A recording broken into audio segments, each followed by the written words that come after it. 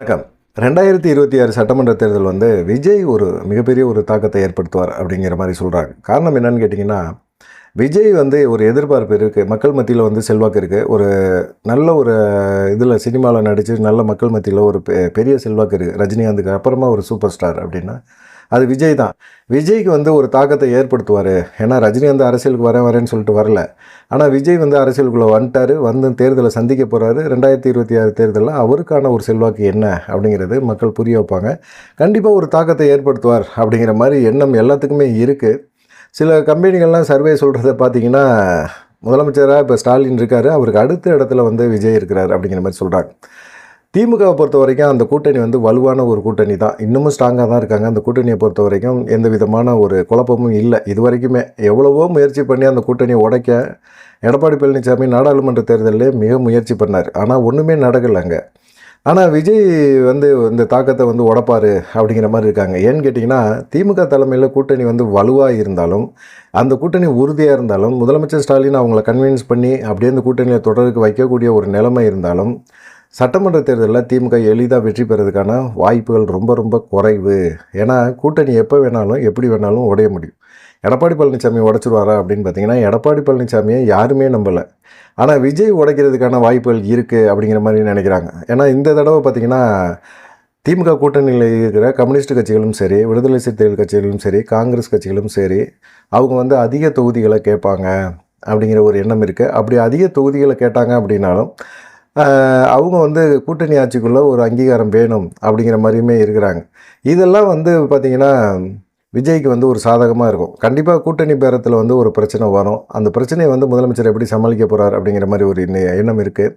அது இல்லாமல் இடதுசாரிகள் கட்சிகளும் சரி, விசிகாவும் சரி, காங்கிரஸும் சரி, அவங்க திமுக கூட்டணியை விட்டு வெளியே போனாங்கன்னா அவங்களுடைய செல்வாக்கு சரிஞ்சிரும் அப்படிங்கிற ஒரு பயமும் அவங்களுக்கு இருக்குது. அதனால் விஜய்க்கு எத்தனை சதவீத ஓட்டுகள் இருக்குது, விஜய் நம்பி போனோம்னா நம்ம ஜெயிக்க முடியுமா, இல்லை நம்ம திமுக கூட்டணியிலே அவங்க கொடுக்குற தொகுதிகளை வாங்கிக்குவோமா, பேரம் பேசி பார்ப்போம். கடைசியில் பேரத்துக்கு நம்ம கட்டுப்பட முடியல, அவங்க சொல்கிறது தான் நம்ம கேட்கணும் அப்படிங்கிற மாதிரி ஒரு சூழ்நிலை வந்துச்சுனாலும் நம்ம அதை ஏற்றுக்கிட்டு திமுக கூட்டணியிலே தொடரலாம் அப்படிங்கிற ஒரு எண்ணத்துலையும் இருக்காங்க. இருந்தாலுமே நமக்கு ஒரு வாய்ப்புன்னு ஒன்று இருக்குது, திமுக கூட்டணியை தாண்டி ஒரு வாய்ப்புன்னு ஒன்று இருக்குது அப்படின்னா, இதுவரைக்கும் இருந்தது அதிமுக தான். இப்போ அவங்களுக்கு விஜய் இருக்கிறாரு அப்படிங்கிற ஒரு எண்ணம் இருக்குது. அதனால் பேர அரசியலை திமுக கூட்டணிக்குள்ளே இருக்கிறவங்க எடுப்பாங்க அப்படிங்கிற ஒரு தகவலும் இருக்குது.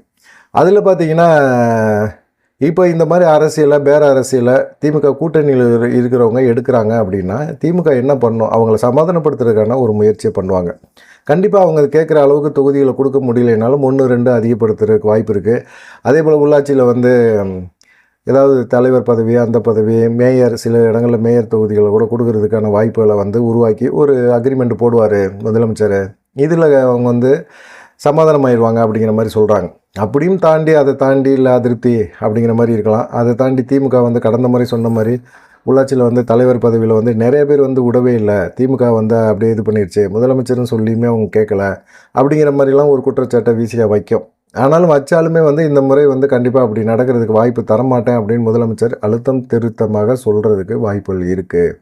சமாதானப்படுத்துறதுக்கான முயற்சி அவர் கண்டிப்பாக எடுப்பார் அப்படிங்கிற மாதிரி சொல்கிறாங்க.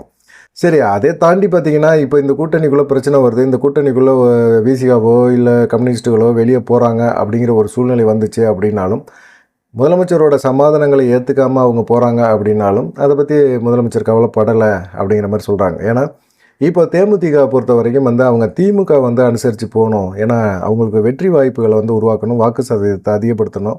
அது இல்லாமல் திமுகவை நம்பி நம்ம போனோம்னா நமக்கான வெற்றியை அவங்களே உருவாக்கி கொடுக்குறாங்க அப்படிங்கிற ஒரு எண்ணமும் அவங்க மனசில் இருக்குது. அதனால் பார்த்திங்கன்னா, இப்போ எடப்பாடி பழனிசாமி நம்பினாங்க, ராஜ்யசபா சீட்டில் ஏமாற்றிட்டார், அதிமுக கூட்டணியில் தொடரக்கூடாது அப்படின்னு சொல்லி நிர்வாகிகள்லாம் பிரேமலதாவுக்கு அழுத்தம் கொடுக்குறாங்க.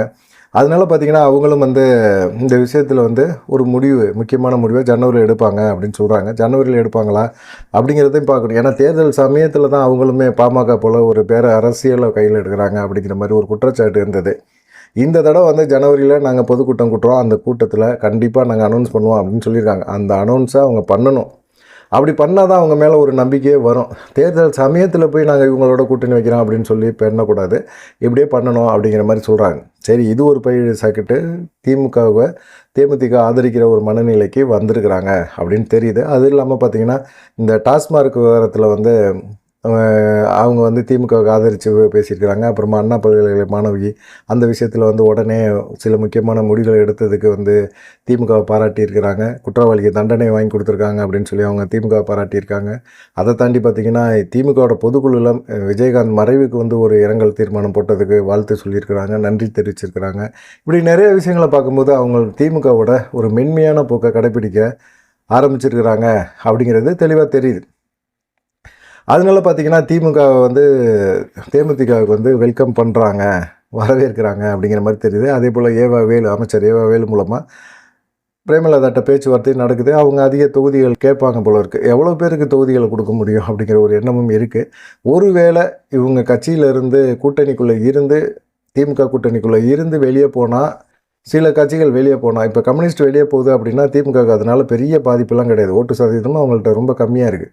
தேமுதிகவை கம்பேர் பண்ணும்போது அவங்கள்ட்ட ரொம்ப ரொம்ப கம்மியாக தான் இருக்குது. ஆனால் தேமுதிகவை பொறுத்த வரைக்கும் ஒவ்வொரு சட்டமன்ற தொகுதிகள்லையுமே கிட்டத்தட்ட ஒரு 1000லேருந்து 3000 ஓட்டு இருக்கும், அவங்களுக்கு கண்டிப்பாக இருக்கும். அதுவே வந்து சில இடங்களில் வெற்றி தோல்விகளை வந்து தீர்மானிக்கக்கூடிய ஒரு அளவுக்கு தேமுதிகவோட தமிழ்நாடு முழுவதும் பரவலாக வந்து அந்த ஓட்டு சதவீதம் அப்படியே இருக்குது. அதனால் வந்து திமுகவுக்கு வந்து தேமுதிக வர்றது ஒரு சந்தோஷமான ஒரு விஷயந்தான் அப்படிங்கிற மாதிரி பார்க்குறாங்க. ஆனால் வந்து இதில் குறிப்பாக பார்க்கப்பட வேண்டிய ஒரு விஷயம் வந்து தாவேகா தான். இவங்களுடைய திமுக கூட்டணியை பொறுத்த வரைக்கும் அதிமுக கூட்டணிக்குள்ளே போகிறதுக்கு யாருமே விருப்பப்படவே இல்லை. ஏன்னா அங்கே பாஜக வேறு இருக்குது. பாஜக இருக்கிறனால அவங்க கண்டிப்பாக அந்த சைடு போக மாட்டாங்க. எல்லாமே பார்த்திங்கன்னா சனாதனத்தை வெறுக்கக்கூடிய நபர்கள், கொள்கை கோட்பாடில் நாங்கள் ஒற்றுமையாக இருக்கோம் அப்படின்னு சொல்லக்கூடிய ஒரு நபர்கள் எல்லாமே திமுக கூட்டணியில் இருக்கிறாங்க. அதனால் அவங்க வந்து கண்டிப்பாக அந்த சைடு போகிறதுக்கு வாய்ப்பு கிடையாது. ஆனால் கடந்த நாடாளுமன்ற தேர்தலை பொறுத்த வரைக்கும் பார்த்திங்கன்னா தேமுதிக அதிமுக கூட்டணியில் இருந்தாங்க. விஜயகாந்த் மறைவு கூட அந்த தேமுதிகவுக்கு ஒரு வாக்கு சதவீதத்தை அதிகப்படுத்தி கொடுத்துருக்கு. அவங்க கிட்டத்தட்ட ஒரு 3% வந்திருக்கிறாங்க. அதுக்கு முன்னாடி பார்த்திங்கன்னா 1%, 2021 சட்டமன்ற தேர்தலில் 1% குறைவாக தான் வாக்குகளை வச்சுருந்தாங்க. அப்புறமா பார்த்திங்கன்னா இப்போ கொஞ்சம் ஓரளவுக்கு செல்வாக்கு இருக்குது தேமுதிகவை பொறுத்த வரைக்கும். மதுரை, தேனி, கோயம்புத்தூர் இப்படி தமிழ்நாடு ஃபுல்லாக எல்லா மாவட்டங்கள்லையுமே அவங்க வச்சுருக்கிறாங்க. ஆனால் பார்த்திங்கன்னா தேமுதிகவை பொறுத்த வரைக்கும் பெஸ்ட்டு சாய்ஸ் வந்து அவங்களுக்கு திமுக ஒன்று இருக்குது. திமுகவோட அவங்க மென்மையான போக்கில் தான் கடைப்பிடிக்கிறாங்க. கடைசி நேரத்தில் திமுகவோட அவங்க கேட்குற தொகுதிகள், அந்த தொகுதிகள் முக்கியமான தொகுதிகள், அவங்க போட்டி போட்டால் ஜெயிக்கக்கூடிய தொகுதிகளை திமுக கொடுத்துச்சு அப்படின்னா கண்டிப்பாக திமுகவோட அவங்க கூட்டணி கண்டிப்பாக வைப்பாங்க. அதில் எந்த மாற்றமுமே கிடையாது. அதே சமயத்தில் வந்து அவங்களுக்கு இன்னொரு கேட்டும் ஓப்பன் ஆகியிருக்கு, தாவேகாவும் வந்து பார்த்திங்கன்னா தேமுதிக வரணும் அப்படிங்கிறதுல நினைக்கிறாங்க. ஒருவேளை இந்த சைடு தாவேகாவுக்கு சைடு அவங்க போய் சேர்ந்தாலும் அதிக தொகுதிகளை கொடுத்தாலும் அவங்களுடைய வெற்றி அப்படிங்கிறது எவ்வளோ பெருசாக இருக்கும் அப்படிங்கிறது தெரியல. அவங்களுக்கும் டவுட்டு. விஜய் பொறுத்த வரைக்கும் எத்தனை பெரிய தாக்கத்தை வந்து தமிழக அரசியலில் கொடுக்க போகிறாரு அப்படிங்கிற ஒரு சந்தேகம் இருக்குது. ஆனால் தேமுதிக தாவேகா கூட்டணி உருவாச்சு அப்படின்னா கண்டிப்பாக வந்து அவங்க வாக்கு சதவீதத்தை உயர்த்த முடியுமே தவிர வெற்றிங்கிறது ஒரு பெரிய விஷயமா ஆயிடுச்சுன்னா தேமுதிக வந்து திரும்பவும் டவுன் ஆகிடும். ஒரு வெற்றியை கொடுக்கணும், அந்த தேமுதிக தொண்டர்களுக்கு ஒரு வெற்றியை கொடுத்தே ஆகணும். காட்டினா தானே தொண்டர்களுக்கும் கொஞ்சம் அப்படியே உற்சாகமாக இருப்பாங்க அப்படிங்கிற மாதிரி இருக்குது. ஆனால் இதுக்கு இடையில் எடப்பாடி பழனிசாமி நாங்கள் தாவேகாவோட கூட்டணி பேச்சுவார்த்தை நடத்துகிறோம் அப்படின்னு சொல்லி அதிமுக நிர்வாகிகள் தொண்டர்கள்ட்ட வந்து பேச்சுவார்த்தை நடத்திக்கிட்டு இருக்காங்க. அது எந்த அளவுக்கு உண்மை அப்படிங்கிறது தெரியல. இவர் வந்து தொண்டர்களை உற்சாகப்படுத்துறதுக்காக பேசுகிறாரா அப்படிங்கிற மாதிரி இருக்குது. ஏன்னா விஜய் வந்து ஆரம்பத்துலேருந்தே கூட்டணி தொடர்பான பேச்சுவார்த்தை நடத்தும் போது அவங்க கேட்டது வந்து 117 தொகுதி கேட்டாங்க. விஜய் தான் முதலமைச்சர் வேட்பாளர் அப்படிங்கிறதுல அந்த கட்சியில் இருக்கவங்க உறுதியாக இருக்கிறாங்க. புஸ்லியானது கூட பேசும்போது கூட என்ன சொல்கிறாரு, நாங்கள் வந்து 1000 கோடி 10,000 கோடி சம்பாதிக்கிறதுக்கெலாம் வரல, மக்களுக்கு உதவி செய்கிற அப்படிங்கிற ஒரு எண்ணத்தில் மட்டும்தான் வரோம். எங்கள் தலைவர் வந்து 200 கோடி 300 கோடி ஒரு படத்துக்கு வாங்கிட்டு இருக்காரு. அதெல்லாம் விட்டுட்டு அரசியலுக்கு வராருன்னா சம்பாதிக்கிறதுக்கு வரல, நாங்கள் வந்து மக்களுக்கு சேவை பண்ணுறதுக்காக வரோம் அப்படிங்கிற மாதிரி அவர் பேசியிருக்கார். ஒருவேளை இந்த பேச்செல்லாம் வந்து ஒரு தாக்கத்தை தமிழக மக்கள் மத்தியில் ஏற்படுத்துமா? ஏன்னா வர்றவங்க 2 கட்சிகளுமே ஊழல் அப்படிங்கிற ஒரு சூழ்நிலையில் இருக்காங்க. அவங்கள நம்பி இருக்கிறவங்களும் ஊழலுக்கு எதிரான ஒரு போராட்டம், ஆர்ப்பாட்டம் எதுவுமே பெருசாக பண்ணுறதே கிடையாது. அப்படிப்பட்ட ஒரு சூழ்நிலையில் இவங்கள என்ன ஓட்டு போடுறதுக்கு விஜய்க்கு ஓட்டு போட்டால் என்ன அப்படிங்கிற மாதிரி ஒரு எண்ணத்தில் இருக்கலாம். இதனால் எடப்பாடி பழனிசாமியும் விஜயோட பேச்சுவார்த்தை நடத்துகிறாரு, தொடர்ந்து நடத்திக்கிட்டு இருக்காரு. இது வந்து என்றைக்காவது மாறிடுமோ அப்படிங்கிற ஒரு பயம் பாஜகவுக்கு இருந்தது. அதனால தான் வந்து அமித்ஷா வந்து கூட்டணியை தொடர்பான பேச்சுவார்த்தையை முடித்து கூட்டணிக்குள்ளே கொண்டு வந்து விட்டுட்டு எடப்பாடி பழனிசாமி எந்த முடிவும் எடுக்க முடியாமல் ஒரு இக்கட்டான ஒரு சூழ்நிலையை உருவாக்கி வச்சுட்டு போயிட்டார். இப்போயுமே பார்த்திங்கன்னா தாவேகாவோட பேச்சுவார்த்தை நடத்துகிறாங்க. எடப்பாடி பழனிசாமியை பொறுத்த வரைக்கும் அவருக்கு வந்து ஒரு கூட்டணியை பற்றியெல்லாம் பெருசாக அவர் கஷ்டப்பட வேண்டியதே இல்லை. எல்லாம் பாஜக பார்த்துக்குவோம், எல்லாம் மேலே இருக்கவன் பார்த்துக்குவான்னு சொல்லுவாங்கள்ல, அதுபோல் எல்லாம் மேலே இருக்கவங்க பார்த்துக்குவாங்க. ஆனால் இது ஒரு தலைமைக்கான ஒரு அழகே கிடையாது. தமிழ்நாடை பொறுத்த வரைக்கும் எடப்பாடி பழனிசாமி தலைமையில் தான் கூட்டணி அப்படிங்கிறத வந்து ஒத்துக்கிறாரு எடப்பாடி பழனிசாமி. ஆனால் எடப்பாடி பழனிசாமி கூட்டணி தொடர்பான பேச்சுவார்த்தை, பெரிய கட்சிகளோட கூட்டணி தொடர்பான பேச்சுவார்த்தை அவர் நடத்த விரும்பவே இல்லை.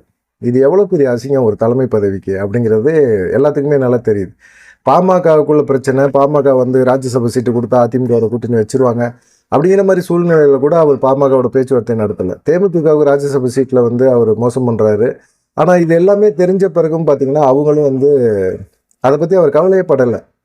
நம்ம கூட அவங்க முரண்பட்டாலும் பாஜக கூட்டிகிட்டு வந்துடுவாங்கள்ல அப்படிங்கிற ஒரு நம்பிக்கையில் இருக்கிறார்.